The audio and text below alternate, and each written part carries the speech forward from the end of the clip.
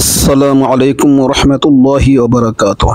একটি গুরুত্বপূর্ণ প্রশ্ন, সেই প্রশ্নটি হলো দুই বোনকে একসাথে বিবাহ করা যাবে কিনা, অর্থাৎ কোনো পুরুষ একসাথে দুই বোনকে বিবাহ করতে পারবে কিনা।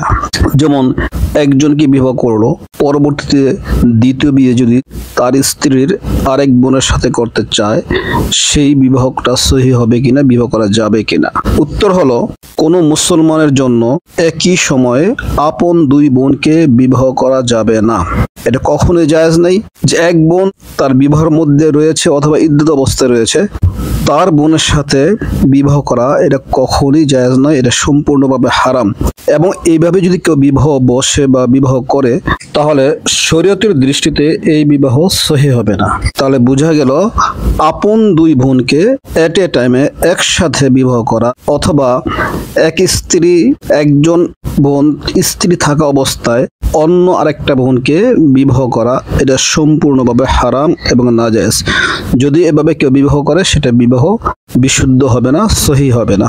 যেমন কোরআনের মধ্যে আসছে, ওয়া আন তাজমাউ বাইনাল উখতাইন ইল্লা মা ক্বাদ সালাফ, যে সমস্ত মহিলাদেরকে বিবাহ করা হারাম, তার মধ্যে একটি হলো যে দুই বোনকে একসাথে বিবাহ করা।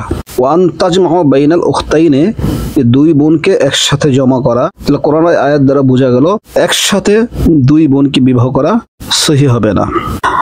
দুই বোনকে একসাথে বিবাহ বন্ধনে আবদ্ধ রাখা, তাই সেটা এট এ টাইমে হোক অথবা আগে পরে হোক, কোনো অবস্থাতেই দুই বোনকে বিবাহ করা সহি হবে না। এবং হাদিসের মধ্যেও এভাবে এই ব্যাপারে স্পষ্ট নিষেধাজ্ঞা এসেছে।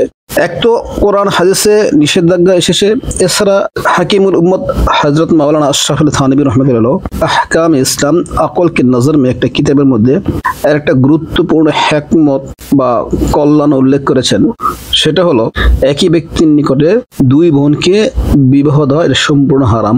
কারণ হলো, যদি কারো অধীনে দুই বোন বিবাহ বন্ধনে আবদ্ধ থাকে, তা স্বাভাবিকভাবেই এরা একে অপরের সতীন হবে। আর সতীনের ভিতরে স্বাভাবিকভাবেই আরেকজনের ভিতরে হিংসা কাজ করে, আর হিংসার কারণে দেখা যাবে তাদের ভিতরে শত্রুতা তৈরি হবে।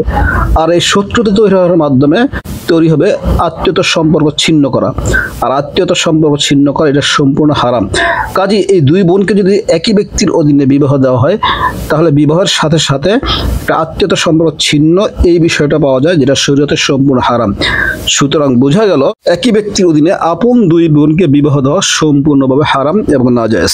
আরেকটি বিষয় হলো, যদি প্রথম স্ত্রী মারা যায় অথবা তাকে ডিভোর্স দেওয়া হয় এবং ইদ্যত সম্পূর্ণ হয়, তাহলে ইদ্যত সম্পূর্ণ হওয়ার পর ইচ্ছা করলে সে তার স্ত্রী দ্বিতীয় বোনকে বিবাহ করতে পারবে।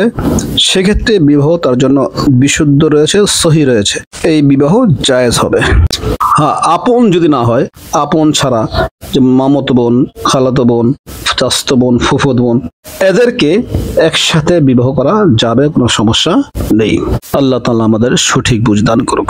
ওয়া আখির দাওয়ানা আলহামদুলিল্লাহি রাব্বিল আলামিন। আসসালামু আলাইকুম ওয়া রাহমাতুল্লাহি ওয়া বারাকাতুহু।